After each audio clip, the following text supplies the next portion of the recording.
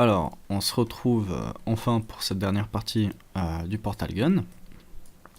Et on va faire un petit peu tout ce qui est paramètres de rendu. Alors, on va déjà choisir en fait un chemin de rendu et on va l'enregistrer en Photoshop. Alors, dans Portal Gun, Cinema 4D, je vais choisir, on va dire, Final Render. Et dans Final Render, je vais créer un dossier Compositing. Très bien. On va aller dedans et on va appeler Portal Gun-render 0001. Enregistrer. Et on va voir pas mal de choses. On a déjà l'effet lueur qui s'est auto-coché du moment qu'on avait activé en fait la texture lueur, donc qui nous a permis d'avoir ce rouge de lueur et le vert. On va venir activer d'autres canaux, mais ce qu'on va faire, c'est donc on va décocher enregistrer, parce qu'on ne peut pas enregistrer tout ça. Là, on va faire des petits tests. On a pas mal de choses à voir, et on va les faire step by step. On va déjà voir l'anti-aliasing. Alors, si je lance un rendu en sortie pas immense, 960 par 600, hop, ça devrait aller assez vite. Alors, on voit ici que ça a l'air plutôt bien, mais suivant les endroits, si on va zoomer, bon là c'est pixelisé, mais on voit qu'il y aura des petits angles en fait à certains endroits, même des gros angles. Et ça en fait, c'est on va dire le nombre d'informations qu'il va donner. Si vous avez joué à des jeux vidéo et que vous regardez l'ombre de votre personnage, souvent elle est pixelisée. Ou si on regarde un angle de porte ou d'autres éléments, souvent en fait elle fait des angles. Et ça en fait c'est l'anti-aliasing. On va faire en sorte que à la place que ce soit anglais, ce soit le plus doux possible. Donc on va mettre au mieux. On va faire par exemple au minimum 2 et au maximum 4. Et on va relancer un rendu. Ça va prendre déjà plus de temps parce qu'il va devoir calculer beaucoup plus deux fois les informations de notre objet. Mais on aura déjà des lignes droites qui seront réellement droites. Alors, est-ce qu'on voit déjà à certains endroits tout ça?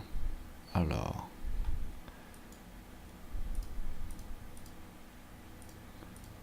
c'est très infime, mais on voit quand même qu'il le prend. Donc c'est une bonne chose.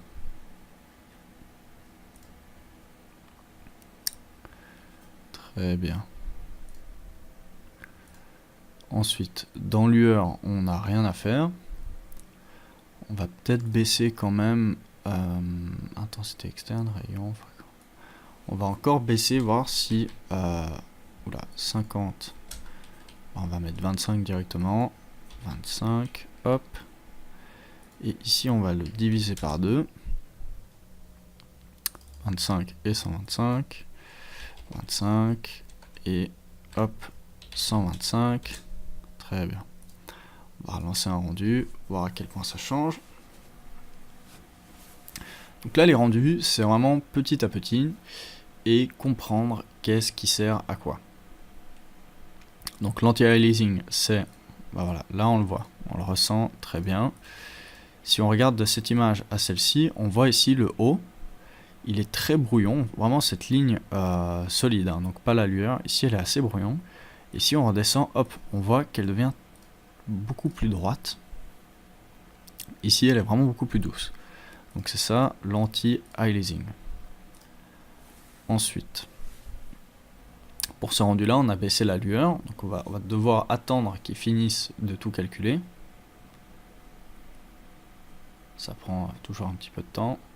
Si au bout d'un certain temps, je vois que le calcul est vraiment beaucoup trop long, je mettrai pause dans la vidéo et je reprendrai la vidéo quand le rendu sera terminé. Alors là, il finit son petit calcul. Voilà. Alors là, on voit déjà qu'on a beaucoup baissé la lueur. Donc c'est pas mal. Très bien, on pourra même ensuite après si on veut agrandir la distance des rayons, puisque si on regarde ici, rayon, on peut avoir 10 cm, on va essayer de faire un test avec 20 cm, hop, je vais enlever l'anti-aliasing histoire qu'il calcule beaucoup plus vite, hop, donc là on voit que s'il n'y a pas d'anti-aliasing c'est atroce, on a des escaliers, vraiment ici on a tout un escalier. Alors voilà, on voit directement la différence, hop, entre les deux au niveau des rayons. Alors ici le rayon on va le remettre à par exemple 10, très bien. On va réactiver notre anti-aliasing et maintenant dans effet on va venir ajouter illumination globale. Alors illumination globale, qu'est-ce que c'est? C'est le principe que les lumières vont rebondir un petit peu, ça veut dire qu'un rayon de lumière va arriver par ici, il va taper là, il va rebondir, il va transpercer, il va revenir ici, vu qu'il va transpercer c'est parce que c'est transparent, et en fait il va rebondir un petit peu partout, et c'est le but en fait de faire ce calcul de lumière qui rebondit. Donc on va lancer un rendu, très bien, et en fait tout là où il y a les petits points par exemple, c'est là où ça va rebondir, il va calculer tout ce qui se passe. Donc on voit qu'on a un pré-cache d'irradiance, c'est la passe principale, et là maintenant il va calculer le visuel plus l'anti-aliasing, et à la fin il va nous rajouter les lueurs. Donc on va déjà faire un petit check. On voit déjà qu'il y a pas mal de petits endroits, c'est différent. Je vais juste supprimer celle-là, hop, qui ne sert à rien. Alors on voit déjà qu'il interprète les lumières d'une autre façon. Très bien. Donc là on va faire vraiment un rendu standard. Et peut-être que même le background, suivant comment, il devrait se modifier un petit peu. Alors je vais mettre pause et je vous récupère, quoique, non, ça, même pas besoin de mettre pause à ce niveau-là. Alors le background ne change pas, mais voilà, typiquement on voit ici l'ombre qui est ici, on voit qu'elle change drastiquement en fonction du calcul de tous les rayons de lumière. Très bien.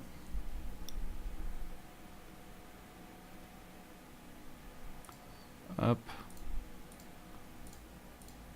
On voit aussi à l'intérieur, là où il y a des ombres, qui calcule ça. Alors là, c'est certainement ici où c'est le plus dur pour lui de tout calculer, parce qu'il se passe quand même pas mal de choses.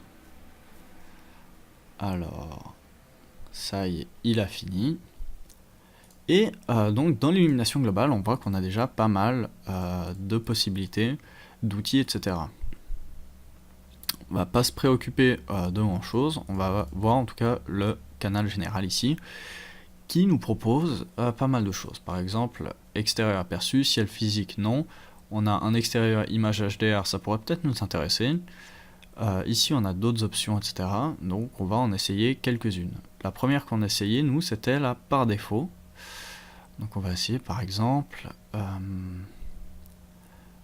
on va faire haute hauteur, haute qualité, et ensuite, on va tester extérieur HDR, voir quelle sera la grande différence. Alors, haute hauteur qualité, on va prendre par exemple grosse profondeur de diffusion et on va lancer un rendu.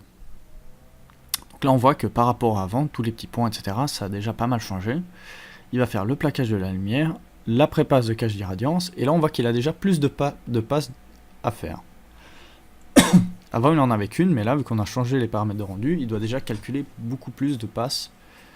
Donc à chaque fois les rendus c'est rajouter des passes de calcul qu'il va devoir faire.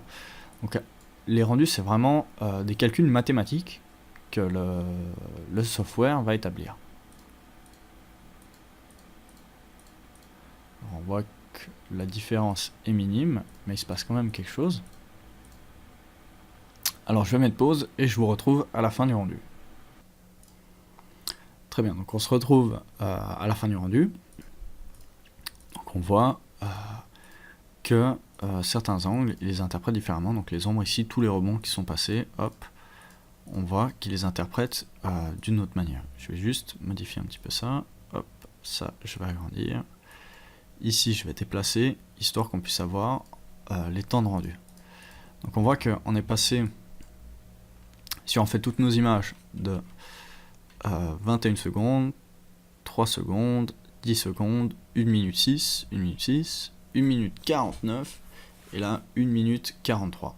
Donc plus on rajoute des passes, et plus une image va prendre du temps, ce qui est normal. On va essayer d'éviter de dépasser les 4 minutes si on y arrive. Je dis bien si on y arrive. Alors maintenant on va tester, hop, extérieur, image HDR. On relance un rendu. Et là on voit que en bas il me donne les informations qu'il est en train de calculer. Donc pour le moment ces passes s'avancent plutôt vite. Je vais mettre pause et on se retrouve tout de suite après. Très bien, donc on se retrouve après 2 minutes, donc l'image. Donc on voit que à chaque fois les paramètres de rendu changent l'interprétation. Donc on va peut-être partir sur celui-là, même si c'est le plus long, ça ne me dérangera pas d'attendre pour laisser le rendu. Et on va activer ensuite l'occlusion ambiante. Donc l'occlusion ambiante, qu'est-ce que c'est? Alors j'enregistre mon document. Je vais créer un nouveau document pour vous montrer un petit peu ce que c'est. Je vais créer un sol, un cube. Je vais leur donner aux deux la même texture blanche. Je vais créer un ciel auquel je ne vais pas donner d'HDRI, mais je vais donner une texture blanche aussi. Et je vais créer une occlusion ambiante. Donc là j'ai activé mon occlusion ambiante, je vais juste là, hop, désactiver. On va lancer, enregistrer, non. On va lancer un rendu. Donc voilà, ça donne ça. Il n'y a absolument aucune passe supplémentaire. Et là maintenant on va activer l'occlusion ambiante. Et ce qui va se passer, c'est que si je lance le rendu, on voit que quelque chose a changé. L'interprétation des angles ici, il va faire en sorte que l'image et les objets prennent possession vraiment, enfin ça nous donne vraiment la sensation que l'objet est sur le sol. Ce qui veut dire que si je zoome un petit peu là-dedans, vraiment là où l'objet est en confrontation avec le sol, on va voir qu'il y a une ombre ici qui va s'établir, qui n'est pas une ombre, mais on va dire l'objet lui-même. Alors je vais montrer ça avec un nouvel exemple. Ça veut dire que si je viens placer une couleur, hop, hop, hop, du rouge, et que je viens la placer sur le cube, et que je lance le rendu, voilà, on y voit mieux, on voit en fait que l'objet est beaucoup plus marqué sur le sol.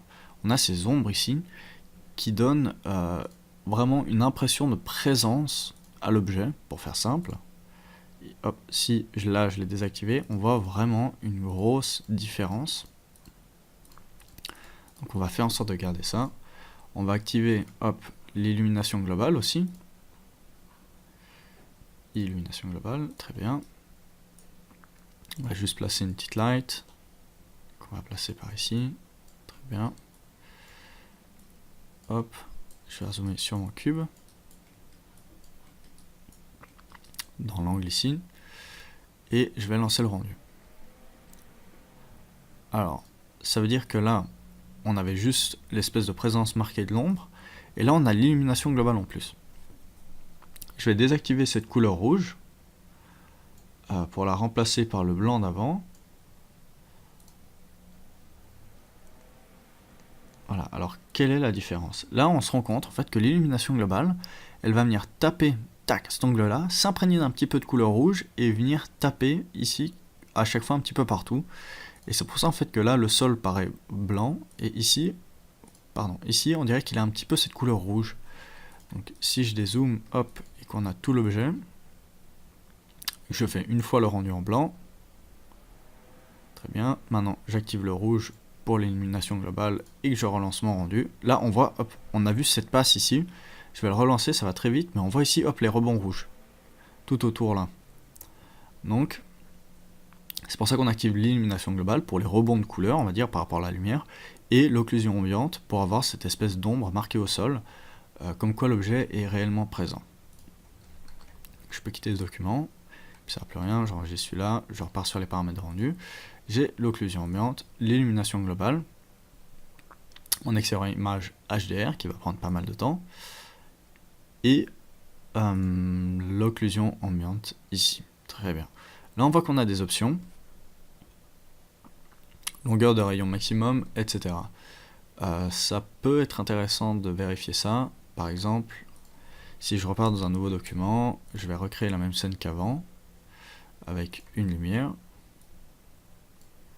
Très bien, voilà. Je vais réactiver les mêmes paramètres de rendu que tout à l'heure. Donc, illumination globale, non, celui-là on s'en fiche. On va juste activer l'occlusion ambiante. On va créer une texture de blanc qu'on va placer un peu partout. Et on va juste créer un ciel blanc pur. Voilà, on va placer cette image-là. Alors, je lance un premier rendu. Et on voit cette espèce d'ombre marquée ici au sol, de confrontation des objets. On va aller dans les réglages de rendu et on va mettre par exemple longueur de rayon maximum, on va lui dire par exemple 1000. C'est immense et on lance un rendu. Et là on voit à quel point cette espèce d'ombre a grandi par rapport à la précédente. Elle a tellement grandi qu'elle va même en fait manger toute cette zone-là sur l'objet en lui-même. Donc ça c'est important aussi à comprendre, que si vous travaillez sur une scène toute petite, il va falloir ici baisser, par exemple, la longueur des rayons, alors que si vous travaillez sur une scène immense et que votre objet n'est absolument pas proportionnel, il va falloir venir l'augmenter. Donc là il est à 25, là il est à 1000, et là il est à 100. Et on voit que ça change drastiquement l'image de sortie. Donc attention à bien prendre en compte ce petit détail. Alors, on a l'occlusion ambiante, l'illumination globale, l'effet de lueur, l'anti-aliasing. On va lancer déjà un petit rendu pour voir ce que ça donne. Et je vous retrouve quand le rendu est terminé. Très bien, donc on se retrouve à la fin du rendu là. Et donc ça va déjà plutôt pas mal. En même temps, j'en ai profité pour ajouter 2 autres rendus à la liste. Alors qu'est-ce que j'ai fait? Je suis venu ici en fait dans la profondeur changer les canals, donc 8 bits, 16 bits et 32 bits, pour voir un petit peu ce qui se passait. Et là, donc le rendu qu'on a fait actuellement c'est le 8 bits, celui-là c'est le 32 bits, et peut-être vous le verrez pas sur la vidéo, mais ici on voit en fait qu'on a des lignes, et ces lignes sont vraiment pas agréables à l'œil. On voit qu'elles se déplacent ici comme ça, elles vibrent, et ensuite j'en ai rajouté un à 32 bits, et lui se rapproche quand même du 8 bits, mais dans l'interprétation générale de l'image, j'ai l'impression qu'il s'en sort mieux. Si on regarde 8 bits, quand on va passer du 8 au 16, on aura quelques modifications ici, et peut-être vers le rouge là. Alors, non, les principales informations qui changent sont ici, donc 8, 16, et dès qu'on va passer à 32, on va se rendre compte en fait que les lueurs seront beaucoup mieux interprétées, on dirait. Donc, et aussi ici il y a pas mal de modifications quand on passe sur le 32, hop. Donc personnellement je vais faire le rendu sur le 32. Ça agrandit énormément la taille du fichier, je vous préviens. On passe ici de 1,78 mégas à 3,57 à 7,05. Donc on augmente drastiquement le poids de notre rendu, mais personnellement je sais que sur mon ordinateur je peux me le permettre. Si je regarde tout ça, j'ai encore pas mal de place, donc ça va. Très bien. Alors, maintenant qu'on a fait tout ça, donc on a notre occlusion ambiante, l'illumination globale, la lueur et l'anti-aliasing, ce qu'on aimerait bien pouvoir faire, c'est avoir encore un meilleur contrôle dessus pour tout à l'heure. Donc ce qu'on va faire quand on aura fini notre rendu, c'est quand on aura fini notre rendu, on voudra modifier un petit peu de couleur, un peu de ça. Donc on va activer les multipasses. Et les multipasses, qu'est-ce que c'est? Le but d'une multipasse, c'est ici, quand on aura notre image qui est faite, ce serait en fait d'avoir des calques qu'on ne verra pas ici, mais qui seront en fait par exemple le calque de l'illumination globale, le calque de l'occlusion ambiante, et peut-être même si on arrive le calque de l'effet, pour pouvoir en fait modifier ces calques un petit peu à notre guise. Et ça c'est vraiment génial, c'est vraiment une plus-value. Et on va même rajouter des masques d'objets. Si je les appelle Object Buffer plus tard, c'est par habitude, c'est que je travaille normalement en anglais sur Cinema 4D, et donc j'ai certains mots qui me viennent en anglais. Alors on va rajouter déjà des masques d'objets. Alors je vais verrouiller ma caméra, je vais aller sur ma caméra ici, faire un clic droit, propriété Cinema 4D, protection. Ce qui fait que je ne peux plus bouger ma caméra, et que le seul moyen de pouvoir bouger autour de mon objet, c'est de sortir de la caméra. Alors, qu'est-ce qu'on va faire comme Object Buffer? Là, c'est vraiment pour l'exemple, on n'en a pas plus besoin que ça, mais on va sélectionner tout le pistolet, on va faire clic droit, propriété Cinema 4D, tag de rendu, et ici dans masque d'objet, on voit que on peut activer pas mal de petites choses, et on va activer le numéro 1. Donc ici dans les paramètres de rendu, ce qui est plutôt dommage dans Cinema 4D, c'est dès qu'un object buffer, enfin un masque d'objet est activé, il ne va pas automatiquement l'activer dans les multipasses, on doit venir l'activer nous-mêmes. Et pour le faire, on doit faire clic droit sur multipasse, ou alors multipasse, ça revient un petit peu au même. Alors clic droit et on va rajouter masque d'objet ici, on va l'activer, et là on voit qu'on peut choisir en fait celui qu'on veut. Nous c'est le 1 qui nous intéresse par rapport à celui-là, qui est donc Portal Gun. On va ensuite aller activer un deuxième, juste pour l'exemple et la forme. Alors on pourrait activer par exemple, on va activer, voilà, hop, le boîtier. Donc on va faire clic droit, tag de rendu, masque d'objet, et on va activer le numéro 2, et dans mes options de rendu ici, je vais recréer un masque d'objet, et l'id groupe sera numéro 2. Donc j'ai 1 pour l'objet complet, 2 juste pour le boîtier. Donc c'est pour l'exemple. Ensuite, on va rajouter dans les multipasses en faisant clic droit, on va mettre l'illumination globale, clic droit, l'occlusion ambiante. Alors, où se cache-t-elle? Elle se cache ici, et avec un peu de chance, on va même pouvoir récupérer effet de lueur si Cinema 4D nous en propose une. Alors, effet post-production, non.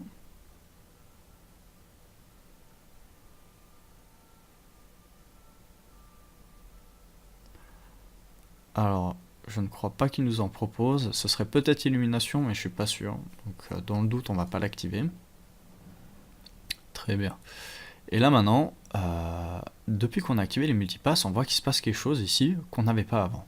Si je désactive multipass, il disparaît, et si je le réactive, il réapparaît.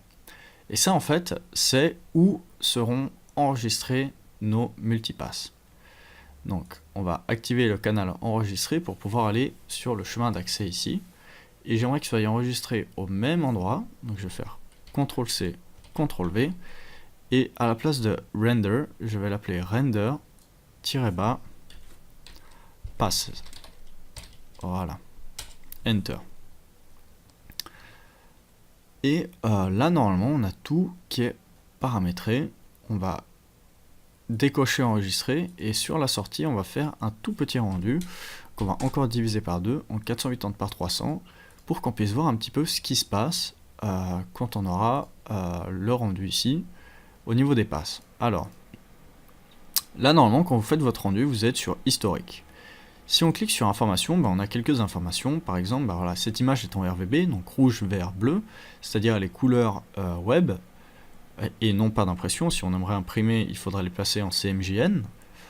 Alors, ça nous dit un petit peu tout, aspect pixel, ok, machin, etc. Ajouter à la liste telle et telle date, machin, telle et telle heure. Et là, dès qu'il est fini, on a le poids, on a l'espace colorimétrique, et on a le répertoire. Très bien. Ensuite, si on regarde en stéréo, il n'affiche rien. Ici, on a les filtres. Donc les filtres, ça peut être intéressant, mais très dangereux. Si on les active, on peut venir en fait modifier ici un petit peu ce qui se passe sur notre image. Donc c'est comme sur Photoshop si on veut. On a la luminosité, on a les contrastes. Donc on a 2-3 petits trucs sympas à utiliser, mais personnellement je fais tout en post-prod sur Photoshop ou After Effects pour l'animation. On a ici par exemple les courbes, rajouter du rouge ou enlever du rouge, tout ce genre de choses. Donc on va décocher et activer les filtres, et ensuite finalement on a les calques, et c'est ça qui nous intéresse réellement. Là on est sur image, ici multipasse, et là on va passer en monopasse. Et à chaque fois que je vais sélectionner une passe, il va me donner en fait les informations de cette passe. Donc ça c'est notre occlusion ambiante, ici c'est notre illumination globale, notre masque d'objet numéro 1 et notre masque d'objet numéro 2. Alors le masque d'objet numéro 1 l'a fait de façon un petit peu bizarre. Portal 1 qui est censé tout récupérer. Et il n'a pas tout récupéré. C'est un peu étrange. Alors, masque d'objet numéro 1. Dans masque d'objet numéro 1, il contient toutes ces informations là, qui sont, hop, censées être tout mon objet. Bon, bizarre. Mais en tout cas, le masque d'objet numéro 2, il l'a validé, et ça c'est plutôt bien. Donc on va annuler celui-ci, on va le supprimer des rendus, le 1, vu qu'apparemment il a extrêmement de la peine. Et on va garder que le 2, qui sera donc le boîtier ici. Et on voit avec la déformation, le boîtier, comment il s'adapte, hop, derrière. Très bien. Alors, on va pouvoir partir sur un gros rendu, avec une bonne image, et ensuite on va s'occuper de faire la post-prod sur Photoshop. Donc on va l'enregistrer avec comme sortie quelque chose de plutôt grand, on va dire écran 1920 par 1200, et je vais lancer le rendu de mon image, et on va se retrouver pour la suite dans la partie de tout ce qui est post-production. A tout à l'heure. Alors je lance quand même l'image avec vous au cas où, c'est juste là, voilà, pour lancer le rendu, le petit bouton. A tout à l'heure.